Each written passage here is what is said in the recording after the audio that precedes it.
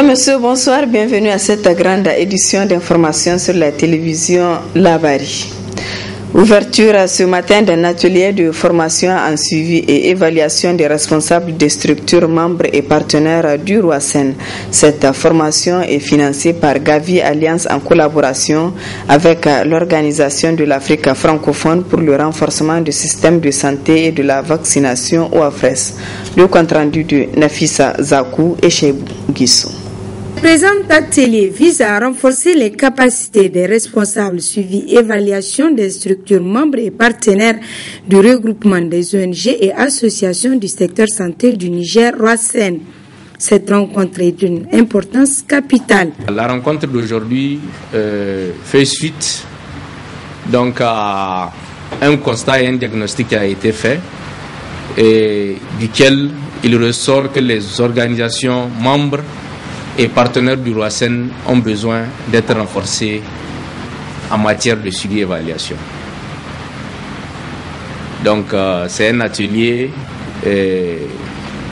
qui, je l'ai dit, rentre dans le cadre d'un projet que le ROACEN a pu négocier en étant point focal donc, de l'organisation Afrique francophone pour le renforcement du système de santé et de la vaccination. Pour initier des projets, il faut faire des planifications.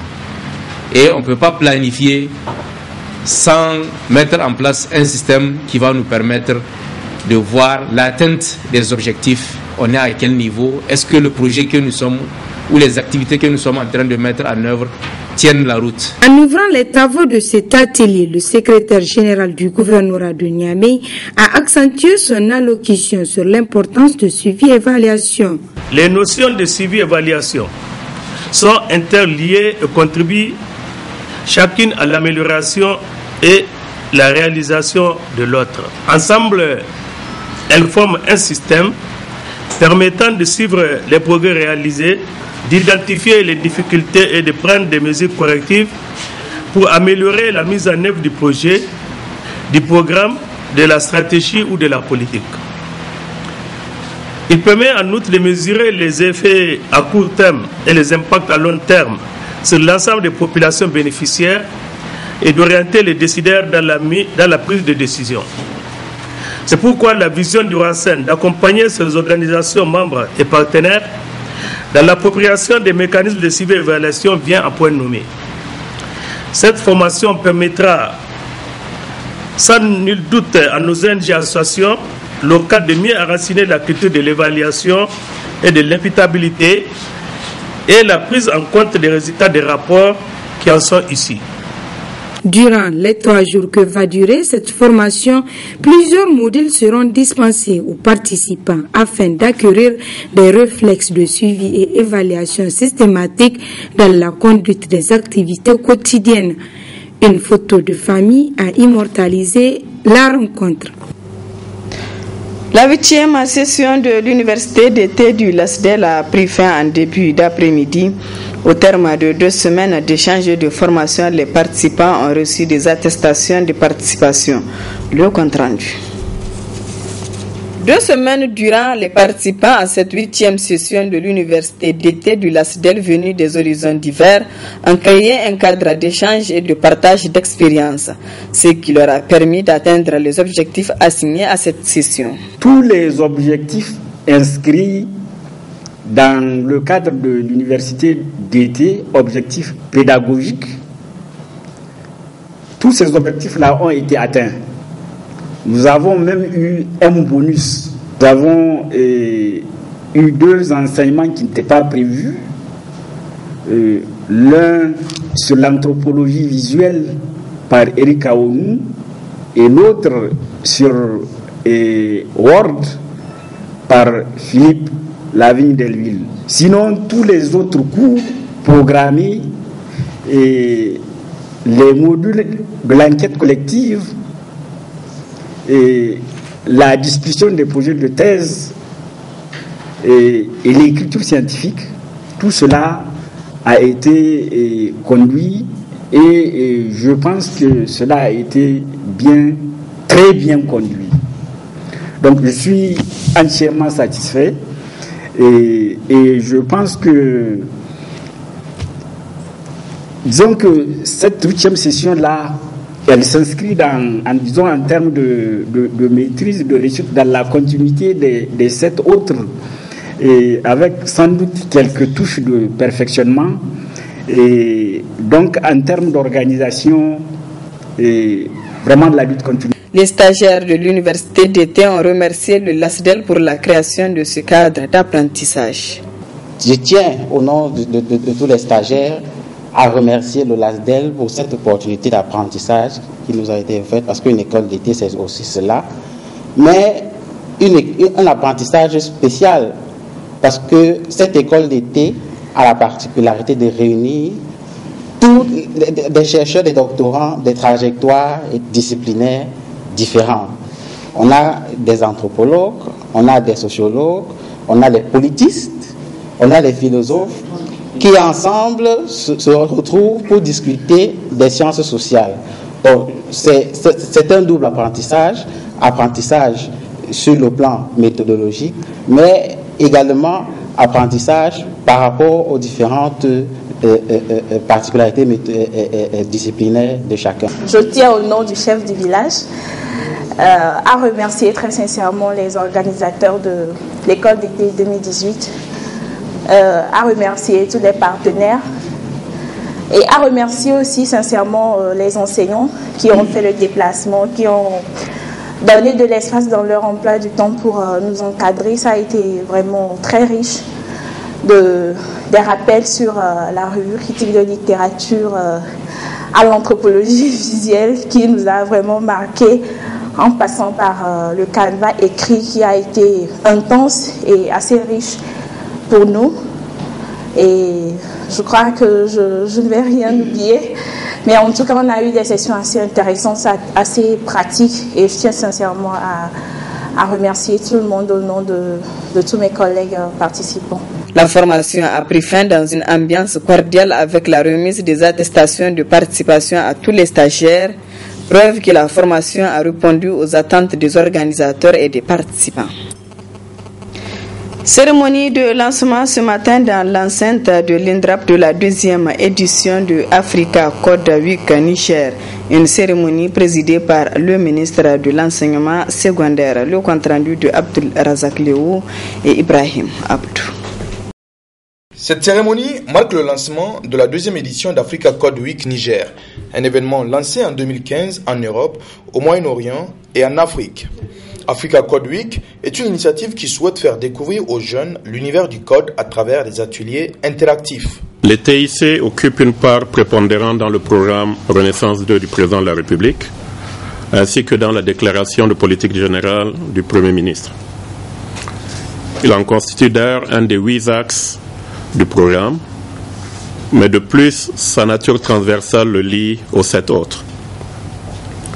Le Niger compte tirer tous les bénéfices de la révolution numérique qui est déjà en train de transformer tous les secteurs de la vie socio-économique.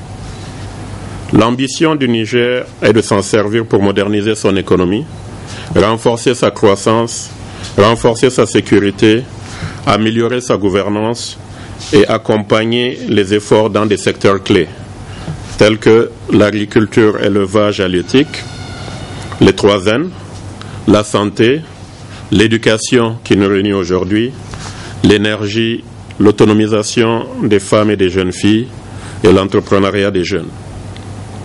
Pour le Niger, les TIC sont une sorte de fertilisant, d'accélérateur qui s'applique de façon transversale à tous les secteurs clés du développement. Un projet qui cadre parfaitement avec les objectifs que s'est assigné le ministère de l'enseignement secondaire concernant l'éthique. L'Agence nationale pour la société de l'information et mon département ministériel travaillent de concert pour l'atteinte de cet objectif. L'événement permet aux jeunes de se familiariser avec l'éthique.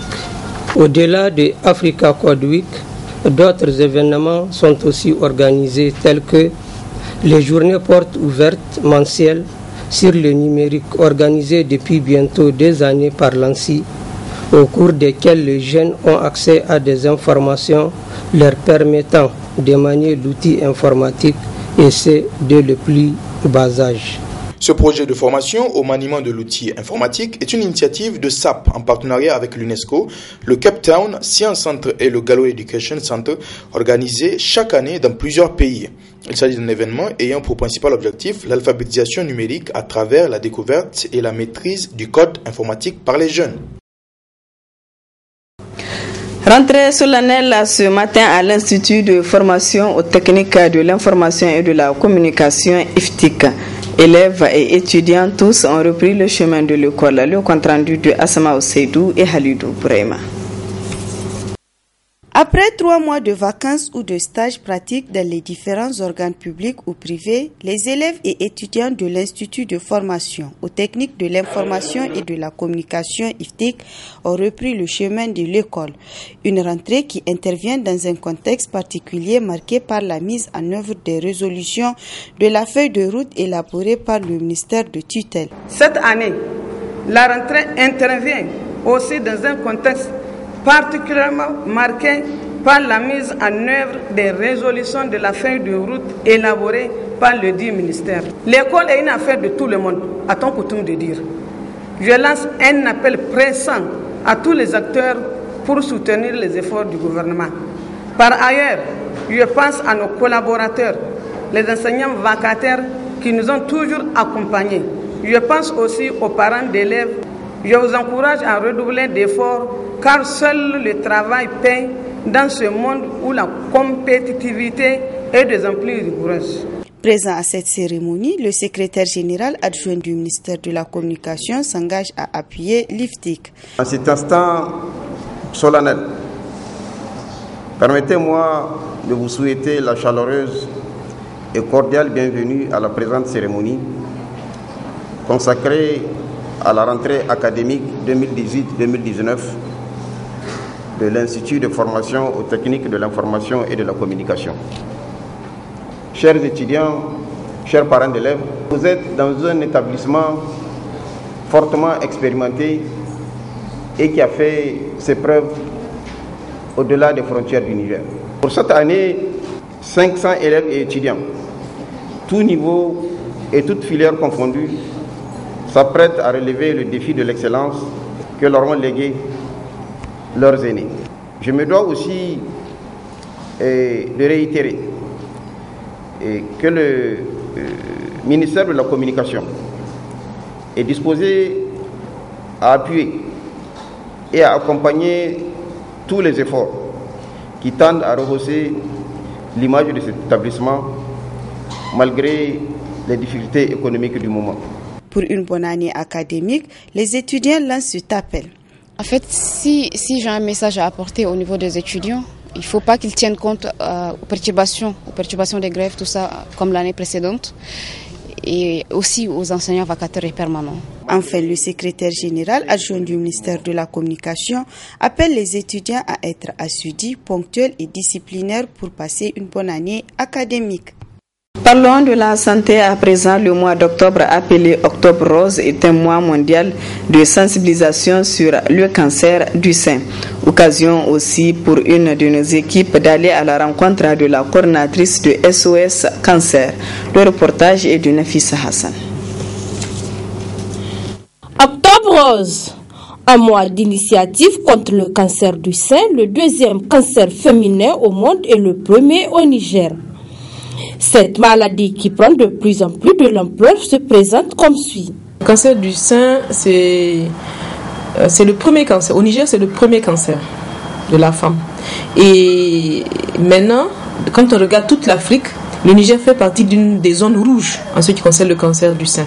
Ça veut dire que c'est des zones où il y a plus de 40 pour 100 000 femmes qui sont atteintes de cancer du sein. Ça, c'est les chiffres, ça, c'est depuis 2012. Donc, imaginez maintenant ce que ça peut être. Vraiment, c'est un cancer qui attaque les femmes dans nos pays, il attaque surtout les femmes jeunes.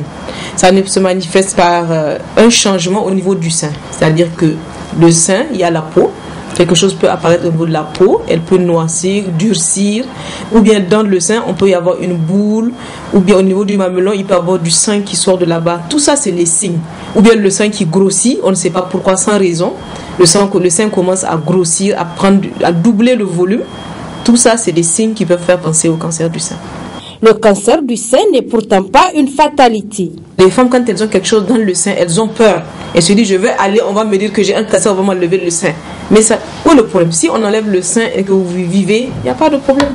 Donc je ne comprends pas pourquoi les gens ont encore peur de ça. Et les gens n'informent pas assez. Vous voyez, quand on fait des campagnes de sensibilisation, mais c'est quelque chose qui doit se faire tout au long de l'année. Et tout le monde doit le faire. Il ne faut pas qu'on dise, c'est un seul mois. Chaque fois, on doit se débrouiller. La population doit être sensibilisée. Parce qu'on ne peut pas lutter contre un ennemi caché. Beaucoup de gens ne savent pas ce que c'est le cancer jusqu'à présent. Ils ne connaissent pas les signes. S'ils connaissaient les signes, peut-être qu'ils allaient venir plus tôt. S'ils savaient qu'il y avait des traitements disponibles, peut-être qu'ils viendraient. Mais il y a aussi une chose, les traitements qui ne sont pas disponibles au Niger, ça nous handicape parce qu'on va venir traiter quelqu'un. Et arriver à la dernière phase de traitement, il n'y a rien. Zéro. Ça veut dire que même les gens ils se disent, donc ça sert à quoi de venir s'il n'y a pas tous les traitements? Ça sert à quoi? Je vous le dis aujourd'hui. Ça sert à quelque chose de venir parce que si vous êtes détecté tôt, il se peut qu'on ne vous fasse que la chirurgie. Il se peut que vous n'ayez besoin que d'un seul traitement.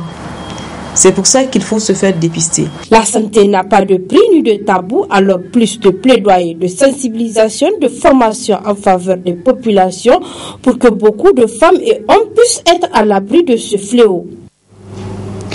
Voilà, mesdames, messieurs, ici prend fin ce journal. Merci à vous de l'avoir suivi et excellente soirée en compagnie du programme de la télévision La Bari.